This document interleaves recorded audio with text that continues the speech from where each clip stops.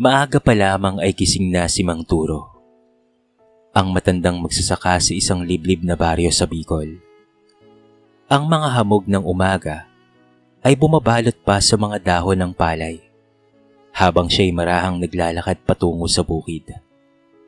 Pasan ng lumang araro at hawak ang lumang sombrero na kay tagal ng kasakasama sa bawat araw ng pagtatanim. Pawisan man at pagod, may ngiti pa rin sa kanyang mga labi sapagkat sa bawat punla ng palay na kanyang itinatanim, nakikita niya ang mukha ng kanyang anak na si Elmer, ang siyang dahilan ng lahat ng kanyang pagsisikap. "Anak, balang araw ay hindi mo na mararanasan ang hirap na ito," bulong niya habang nakatingin sa malayong bundok. "Balang araw, magtatagumpay ka sa Maynila." Si Mang Turo ay isang biyudo. Bata pa lamang si Elmer nang pumanaw na ang kanyang ina dahil sa malalang sakit. At mula noon ay siya na lamang ang kumayod para sa anak. Mahina ang kita sa bukid, ngunit araw-araw ay nagtsatsaga siyang mag-araro, mag-ani at magbenta ng palay. Sa bawat bariyang naitatabi, iniipon niya ito sa lumang lata na nakatago sa ilalim ng kanilang papag, ang tinatawag niyang pangarap na alkansya.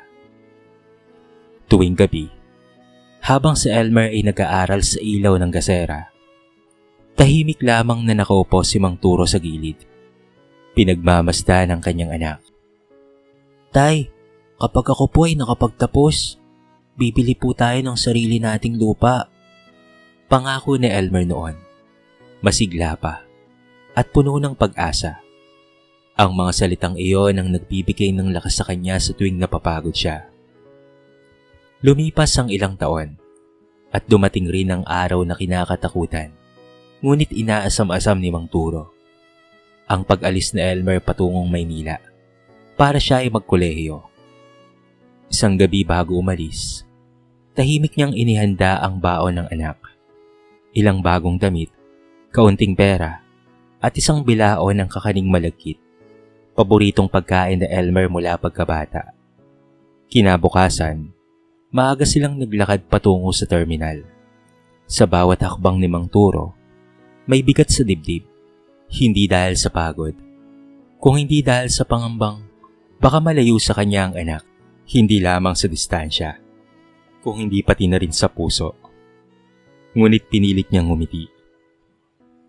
"Anak," wika niya habang iniabot ang supot na kakanin. "Huwag mong kakalimutan kung saan ka nanggaling, ha? Kahit saan ka mapunta, dala mo ang pangalan ko. At huwag mong ipagkakahiya na anak ka ng magsasaka."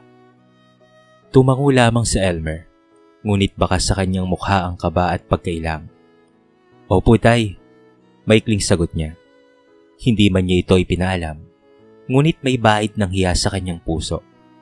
Iniisip niyang baka pagtawanan siya ng mga taga-Maynila kapag nalaman ng katotohanang siya ay anak lamang ng isang magsasaka.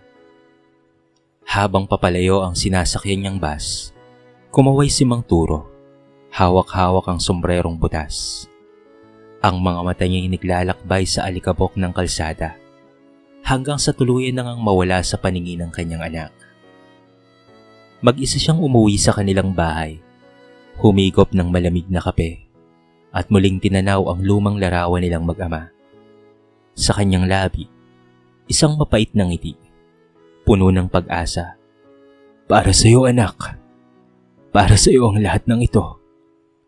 Paglapag ni Elmer sa Maynila, agad siyang binalot ng pagtataka at paghanga.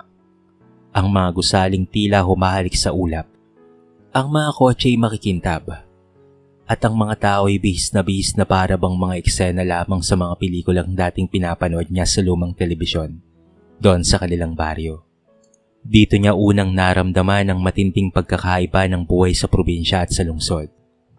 Ganito pala sa Maynila, bulong niya sa sarili, sabay ngiti ng may halong kaba. 2 araw pa lamang siya sa dormitoryo ng universidad ay ramdam na niya ang agwat sa pagitan niya at ng kanyang mga kaklase. Sila ay may magagarang bag, mamahaling cellphone, at mga sapatos na kumikinang sa bawat hakbang. Samantalang siya, simpleng pantalon lamang, lumang rubber shoes, at t-shirt na pinaglumaan pa niya sa probinsya. Marami ang tumitingin sa kanya. Hindi dahil kilala siya, kung hindi dahil halata ang kanyang probinsyanong amoy. Ngunit ayaw ni Elmer na mapahiya. Kaya nang tanungin siya ng isa sa mga kaklase kung ano ang trabaho ng kanyang ama, mabilis siyang sumagot. Si Papa. Negosyante siya sa Bicol. May sariling lupa't mga tao sa bukid. Hindi niya mabanggit-banggit na ang lupang iyon ay hindi sa kanila. At ang mga taong tinutukoy niya ay siya at ang kanyang amang pawisan sa bawat anihan. Mula noon, naging madali para kay Elmer ang sumabay sa uso. Tinanggap siya ng mga kaklase.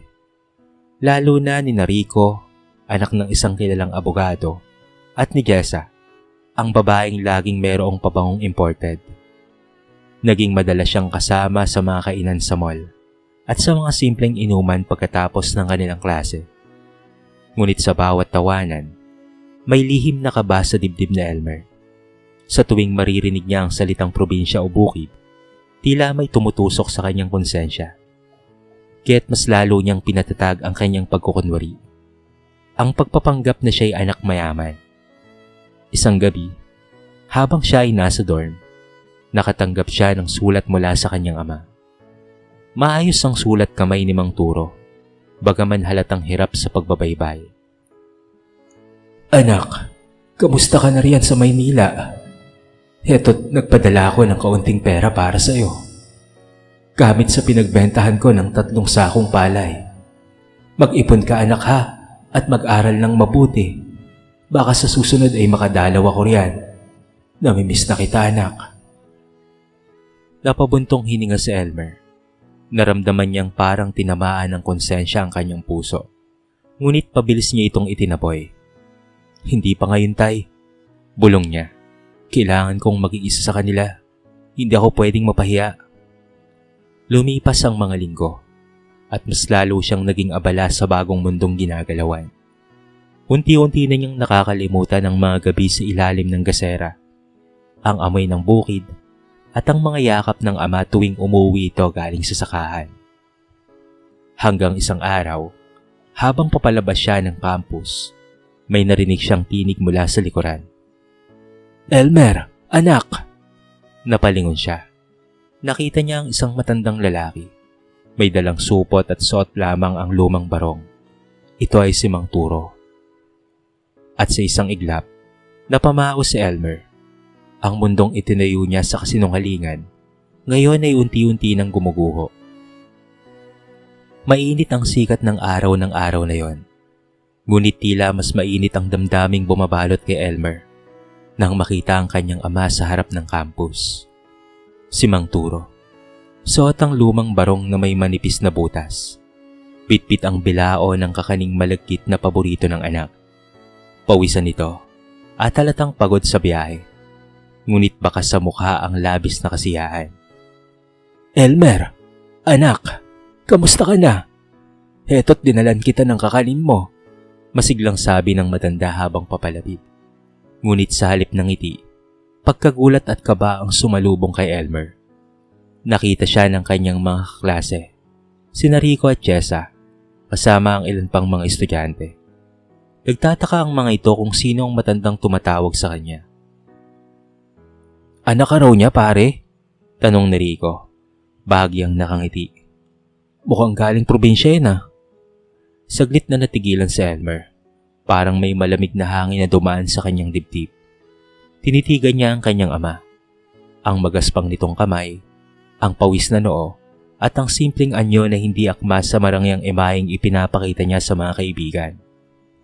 Hindi niya alam kung ano ang uunahin, ang takot na matawanan o ang hiya sa katotohanan. At sa isang iglap, nasambit niya ang mga salitang hindi niya kailanman mababawi. Pasensya na po manong ha, baka po nagkakamali kayo. Hindi ko po kayo kilala. Natigilan si Mang Turo. Para bang tumigil ang mundo sa kanyang paligid. Napakunot ang noo ng mga kaklase ni Elmer, habang si Jessa ay mahinang natawa. Ano raw? Akala niya anak ka niya? Sabi ni Jessa na halatang nag-aalangan kung tatawa ba o maawa. Siguro po kamukha ko lang yung anak nyo. Dagdag pa ni Elmer. Pilit ang ngiti at pilit ang tibok ng puso. Dahan-dahang bumaba ang kamay ni Mang Turo na kanina pa iniaabot ang bilao ng kakanin. Namutla siya at unti-unting lumabo ang kanyang mga mata sa luha. Pasensya ka na, iho. Mahina niyang sambit. Akala ko kasi ikaw yung anak kong si Elmer. Pareho kasi kayo ng itsura. Tahimik ang paligid. Wala ni isa mang lumapit sa matanda. Tanging hangin lamang ang pumagitna sa kanila. Hangin ng kahiyan, ng sakit, at ng pagkakaila. Dahan-dahang tinalikuran ni Mang Turo ang anak. Bit-bit ang kakanin na sana'y pasalubong. Habang naglalakad papalayo, naguunahan ang mga luha sa kanyang mga pisngi. Sa bawat hakbang, pakaramdam niya'y nawawala na ang lakas ng kanyang tuhod. Ngunit pinilit pa rin niyang umiti kahit sa sarili. Elmer, anak, pulong niya habang tinatahak ang kalsadang patungo sa terminal. Siguro nga hindi mo na ako makikilala. Pero kahit ganoon, mahal pa rin kita. Samantala, si Elmer ay nanatiling nakatayo. Tahimik at tila natikilan. Pilit niyang pinananatiling matigas ang mukha sa harapan ng mga kaklase. Ngunit sa loob niya, may tinig na paulit-ulit na sumisigaw. Ito ay ang boses ng konsensya. Pag-alis ng kanyang ama, napaupo siya sa gilid ng campus. Tahimik, malamig ang mga kamay. Sa tabi niya ay nakabukas ang supot ng kakaning iniabot sa kanya ng matanda bago ito tuluyang lumayo. Ngunit hindi niya na tinanggap at sa unang kagat ng hiya, hindi niya alam na nagsimula na rin siyang mawala. Hindi bilang anak, kung hindi bilang isang tao. Madilim na ang langit nang makarating si Mang Turo sa kanilang baryo. Pitpit pa rin niya ang bilao ng kakaning malagkit. Nasana'y pasalubong para kay Elmer. Wala nang kintab ang mga mata niyang dati puno ng sigla. Ngayon ay tila ba pinatay ng sakit na hindi kayang lunasan ng kahit na anong gamot. Pagdating sa kanilang bahay, tahimik siyang pumasok. Inilapag niya ang bilao sa lamesa. Naupo sa bangkito at matagal na tinignan niyon. Sa loob ng ilang sandali, wala siyang ibang narinig kung hindi ang tunog ng kuliklig at ang hampas ng hangin sa bubong nilang pawid. Siguro nga, napagkamalan ko lang. Mahina niyang wika sa sarili. Hindi ko anak yon. Kasi kung anak ko yon, hindi niya ako itataboy ng ganun-ganun na lang. Ngunit kahit anong pilit niyang kumbinsihin ang kanyang sarili, alam niyang si Elmer nga yun. Ang boses, ang tindig, ang mga mata, yon ang anak niyang pinaghirapan, pinalaki, at ipinagmamalaki. Kinabukasan, maaga pa lamang ay bumalik siya sa bukid. Doon sa ilalim ng matinding araw, muli niyang binalikan ang araro. Halos hindi na kaya ng kanyang katawan. Ngunit ayaw niyang tumigil. Para kay Elmer pa rin ito. Sa anak ko, sabi niya sa sarili. Kahit na itinanggi siya ng kanyang anak, hindi kailanman nagbago ang pagmamahal niya rito. Buwan-buwan, patuloy siyang nagpapadala ng pera sa Maynila. Sa bawat supot ng palay na kanyang naibebenta, laging may bahagi na para sa anak, kahit ang kapalit ay gutom o sakit ng katawan. Kapag tinatanong siya ng mga kapitbahay kung kamusta sa Elmer, lagi niyang isinasagot ng may ngiti. Ay, ayos naman ang anak ko. Malapit na yatang makatapos. Napakagaling ng batang yon. Ngunit sa likod ng mga ngiting iyon, may lihim na sakit. Tuwing gabi, sa ilalim ng lampara, binubuksan niya ang lumang sobre na naglalaman ng mga lumang larawan nilang mag-ama. Si Elmer noong bata pa, ay putik sa muka at hawak ang maliit na kalabaw. Dahan-dahan niyang hinahaplos ang larawan. Parang pilit niyang binubura ang distansya sa pagitan nila. Isang gabi, kinuha niya ang kakaning matagal na niyang hindi binubuksan. Amoy noon ang niyog at asukal, ngunit lasang luha ng kanyang bibig. Para sa iyo pa rin ito, anak, bulong niya habang kumakain mag-isa. Lumipas ang mga buwan at unti-unting humina si Mang Turo. Madalas na siyang inuubo, hirap huminga, ngunit pilit pa ring nagsasaka. Kapag tinatanong siya kung bakit hindi siya nagpapahinga, isa lamang ang sagot niya.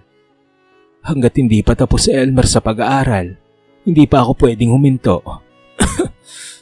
At sa tuwing lulubog ang araw, tinitignan niya ang kalangitan na tila kinakausap. Elmer, mahina niyang sabi. Mahal na mahal kita, anak. Sana balang araw ay maalala mo pa kung sino ako. At mabalikan mo kung saan ka nagmula at sino ka. Sa katahimikan ng baryo, tanging alingaungaw ng palay ang sumasagot. At sa ilalim ng malamlam na liwanag ng buwan, isang amang sugatan ng puso, ngunit tapat na siyang patuloy pa ring umaasa na muling kikilalanin ng anak ang kanyang pinagmulan. Habang si Mang Turo ay patuloy na nagsasaka sa baryo, si Elmer naman ay tuluyang nalulong sa masayang buhay ng Maynila. Hindi na siya ang dating tahimik at masipag na binatang puno ng pangarap.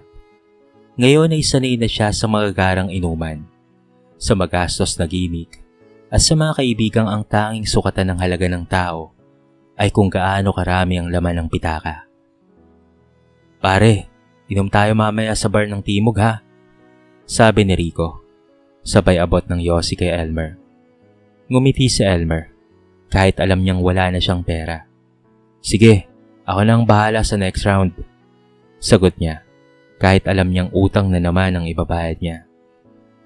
Tuwing matatanggap niya ang perang ipinapadala ng kanyang ama, hindi niya ito iniipon.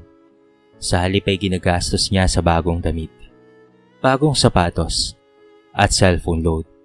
Madalas niyang sabihin sa sarili, deserve ko naman to, mahirap ang college life no, kailangan kong mag-enjoy. Ngunit sa bawat tawa, may kumikiliti sa kanyang konsensya. Isang paalala ng mga pawisang kamay ng kanyang amang patuloy na nagsasaka para sa kanya.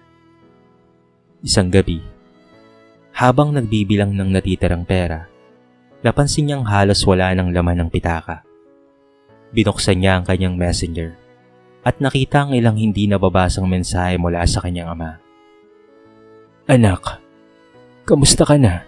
Huwag mong kalimutang kumain ha. Nakapagpadala ulit ako. Medyo maliit ngayon kasi maulan sa bukid. Baka naman sa bakasyon ay makadalaw ka dito, anak. Miss na kita. Napatigil si Elmer. Sandaling sumilay sa kanya ang guilt. Ngunit agad rin niya itong itinaboy. Wala pa akong oras para umuwi. Bulong niya. Marami pa akong kailangang tapusin dito. Lumipas ang mga buwan. Mas lalo siyang nalulong sa layaw. Nakahanap siya ng kasintahan. Si Jessa, ang babaeng matagal na niyang inaasam-asam. Maganda ito, mayaman, at napakasosyal. Tuwing magkasama sila, madalas si Elmer ay nagkukunwaring galing sa marangyang pamilya upang hindi siya pandirihan ng babae. Gusto kong makilala yung pamilya mo minsan, Elmer, sabi ni Jessa. Minsang magkasama sila sa coffee shop.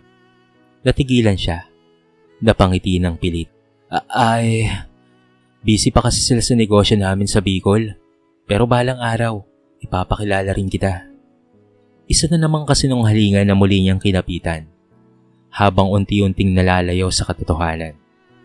Isang gabi, habang lasing sa inuman kasama si Rico, biglang may dumating na sulat galing sa probinsya.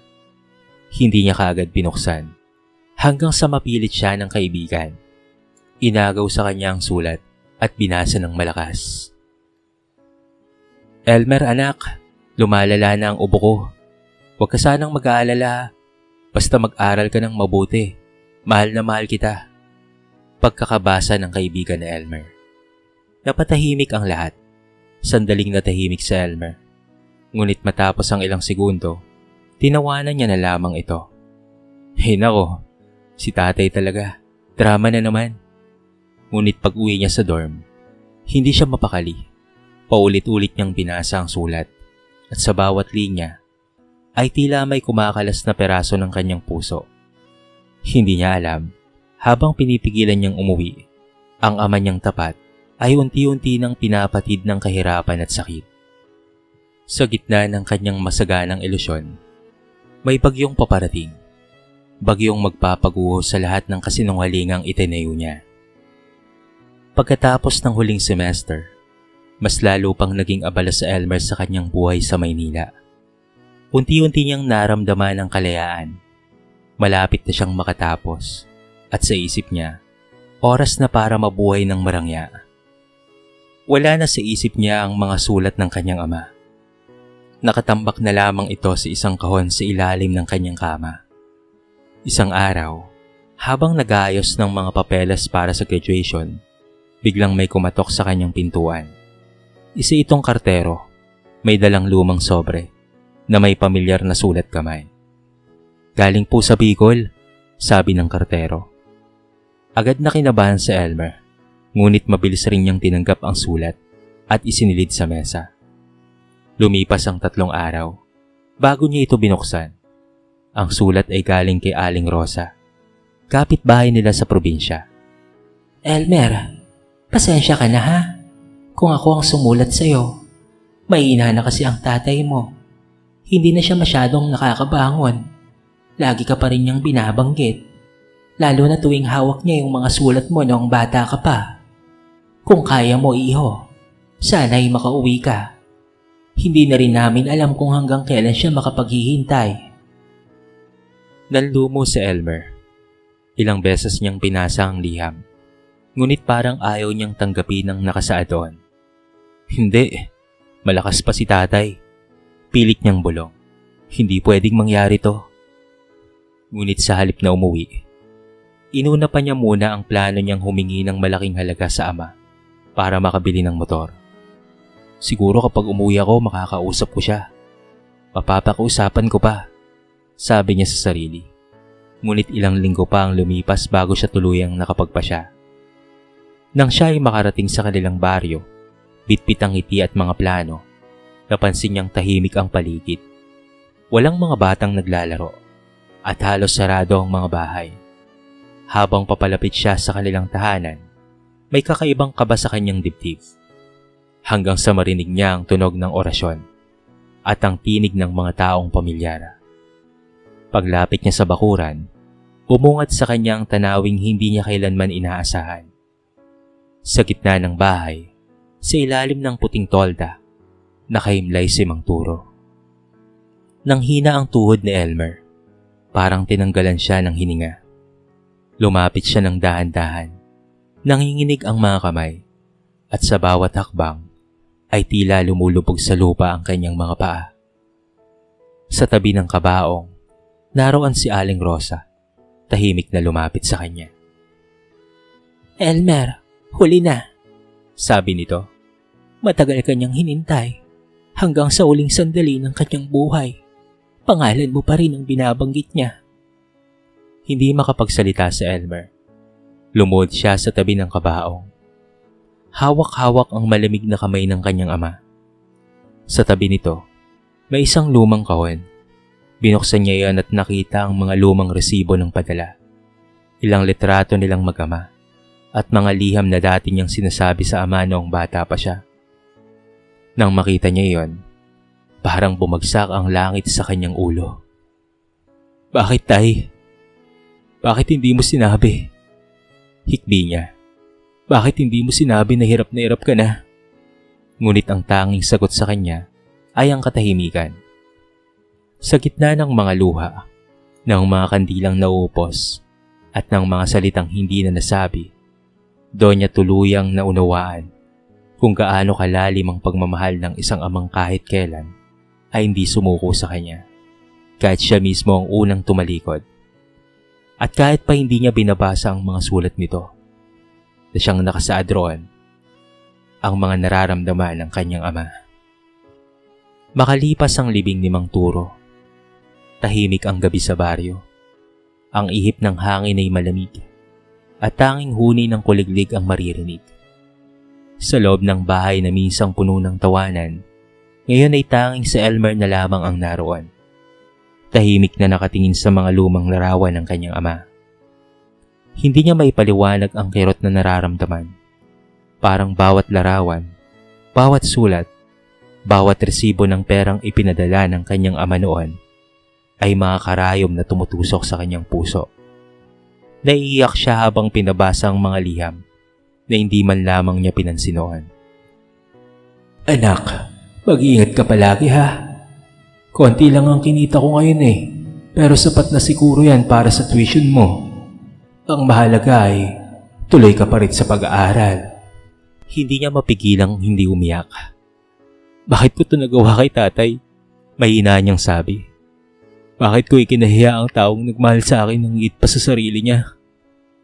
Sa mga sumunod na araw, araw-araw niyang dinadalaw ang puntod ng ama. Doon niya ibinubuhos ang lahat ng mga salitang hindi niya nasabi. Mga pasasalamat at paghingi ng tawad, na ngayon ay hangin na lamang ang nakakarinig. Kahit paanong iyak niya, ay hindi na mababalik pa ang buhay ng kanyang ama. Sa bawat luha na tumutulo sa lupa ay parang patak ng ulan sa tuyong palayan. Huli man, ngunit nagbibigay pa rin ito ng bagong buhay. Habang nakaupo sa harap ng puntod, muling bumalik sa kanyang isipan ang huling sandali nila ng kanyang ama sa Maynila. Ang araw na itinanggi niya ito. Naalala niya ang mukha nitong puno ng ngiti, ngunit may mga matang sugatan. Nasaktan ko siya nang hindi ko man lamang namamalayan, sabi ni Elmer habang hawak ang lumang suman na paborito nilang kainin noon ng kanyang ama. Kung may babalik ko lang sana. Ngunit alam niyang huli na ang lahat. Wala nang pagkakataon pang maibalik ang nakaraan. Ang tanging magagawa na lamang niya ay itama ang hinaharap. Doon niya napagtanto.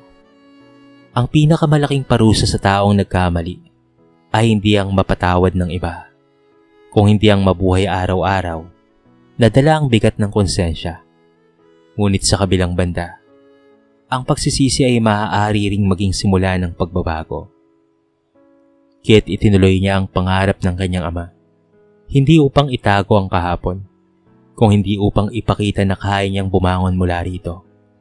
Itinayo niya ang paaralan ni Mang Turo para sa mga anak ng mga magsasakang tulad ng kanyang ama. Sa bawat batang tinuturuan niya, naroon ang peraso ng kanyang pagtubos, at sa bawat palay na tumutubo sa bukid, nararamdaman niyang kasama pa rin niya ang kanyang ama sa bawat simula. Hindi ko na mababawi ang nakaraan ni Tay, bulong niya habang nakatangala sa langit. Pero ipinapangako ko po na ipagpapatuloy ko ang mga pangarap mo. Hindi na ako lalayo sa pinanggalingan ko. At sa katahimikan ng gabi, parang may marahang ihip ng hangin na dumampi sa kanyang pisngi. Malamig ngunit payapa, tila sinasabi ng hangin. Anak, napatawad na kita. Lumipas ang ilang mga taon mula nang pumanaw si Mang Turo. Sa ilalim ng araw na unti-unting lumulubog sa likod ng mga bundok ng Bicol, makikita sa Elmer. Ngayon ay isang ganap ng guro at tagapamahala ng paaralan ni Mang Turo. Isang maliit ngunit masiglang paaralan para sa mga anak ng mga magsasaka. Araw-araw ay dinig sa paligid ang tawanan ng mga batang sabik na matuto. Ang ilan ay nakayapak, ang iba na may lumang bag na pinagtagpi-tagpi. Ngunit lahat ay may pare-parehong ningning sa mga mata. Pag-asang hindi nabibili ng salapi. At sa bawat batang humahawak ng lapis, nakikita ni Elmer ang kanyang kabataan noon. Ang batang minsang nangarap at nakalimot. Ngunit ngayon ay natuto ng pahalagahan ng mga bagay na tunay na mahalaga. Tuwing umaga, bago magsimula ang klase, tumaraan muna siya sa puntod ng kanyang ama. Doon tahimik siyang nag-aalay ng ilang tangkay ng bulaklak at ang paborito nitong kakanin, suman at latik. Habang nakayuko, maraan siyang bumubulong. Tay, may mga bata po tulad ko noon, pero sinisigurado ko po na wala ng anak na matututong ikahiya ang pinagmula nila. Maraming beses na inanyayahan sa Elmer ng mga kaklase niya na bumalik sa Maynila. May mga nagtagumpay na negosyante, abogado at arkitekto. Ngunit sa tuwing may alok ng marangyang trabaho, isa lamang ang sagot niya. Dito ako kailangan. Dito ako magbabayad sa mga pagkukulang ko. Isang gabi matapos magturo, naglakad siya sa bukid. Ang bituin ay kumikislap sa langit at ang malamig na hangin ay tila yakap ng kanyang ama. Umupo siya sa ilalim ng punong mangga, ang parehong lugar kung saan madalas silang nagkakwentuhan noon. Sa tabi niya, may dalang lumang larawan nilang mag-ama. Habang tinitingnan niya ito, napangiti siya. Hindi na itong ngiti ng isang anak na puno ng pagsisisi, kung hindi ng isang taong nakahanap ng kapatawaran at layunin. Tay, sabi niya ng mahina, natutunan ko na ang aral mo. Ang dangal ng tao ay hindi nasusukat sa kayamanan, kung hindi sa kabutihan ng puso at ang pagmamahal ng magulang. Kailanman ay hindi dapat ipagpalit sa kahit na anong ginto. Nang gabing iyon, umihip ang hangin, malambot, magaan, at tila may dalang tinig mula sa malayo, na para bang nagsasabi na, "Anak, pinagmamalaki kita." Napatigil si Elmer. Napatingala siya sa langit at kahit walang sino man ang naroon, dama niya ang presensya ng kanyang ama. Tahimik, payapa, at masaya. Sa puso niya, alam niyang natubos na ang lahat ng pagkakamali. Ang dating anak na ikinakahiya ang kanyang ugat, ngayon siya ring nagtuturo sa mga bagong henerasyon ng kahalagahan ng pag-ibig, dangal, at sakripisyo ng mga magulang. At sa bawat ani ng palay, sa bawat halakhak ng mga batang nag-aaral, at sa bawat dapit hapon na dumadampi sa kanyang mukha, ramdam ni Elmer na hindi siya kailanman iniwan ng kanyang ama. Sapagkat ang tunay na pagmamahal ng isang magulang, gaya ng lupaing binungkal ni Mang Turo, ay patuloy na nagbibigay buhay hanggang sa dulo ng panahon. Sa kwentong ito ay marami tayong mapupulot na aral. Huwag ikahiya ang iyong pinagmulan. Ang kayamanan o estado sa buhay ay hindi kailanman batayan sa dangal ng isang tao.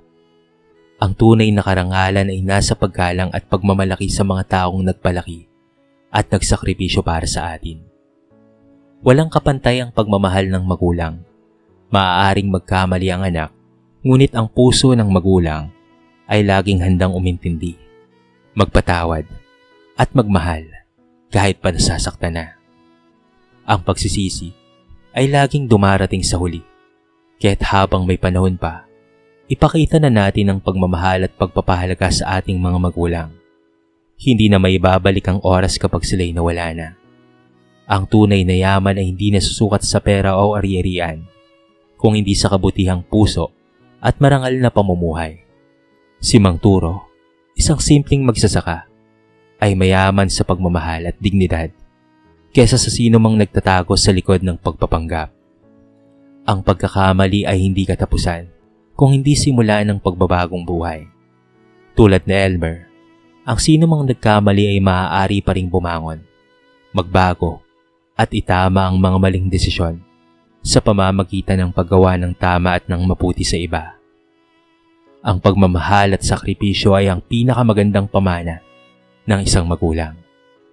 Ang mga mabuting alaala at aral ng magulang ay patuloy na nagbibigay liwanag sa mga anak, kahit wala na sila sa ating piling. Dito na po nagtatapos ang ating mixing kwento sa araw na ito. Sana po ay nagustuhan nyo at sana po ay kinapulutan nyo ng aral. Kayo mga kabarangay, ano ang masasabi nyo sa ating kwento? Tama ba ang ginawa ni Elmer? O mas tama lang na siya ay magdusa? I-comment nyo naman sa baba ang inyong mga reaksyon at babasahin natin ang lahat ng yan. I-comment nyo na rin kung taga saan kayo para naman malaman ko kung hanggang saan nakaabot ang video na ito. Paki-like and share na rin po ang ating kwento para mapakinggan rin ng iba. At kung bago ka pa lamang sa ating channel, baka naman pwedeng pakitang subscribe button at bell notification button para palagi kang updated sa mga bago nating upload na katulad nito. So paano mga kabarangay? Hanggang sa muli, thank you so much and peace out!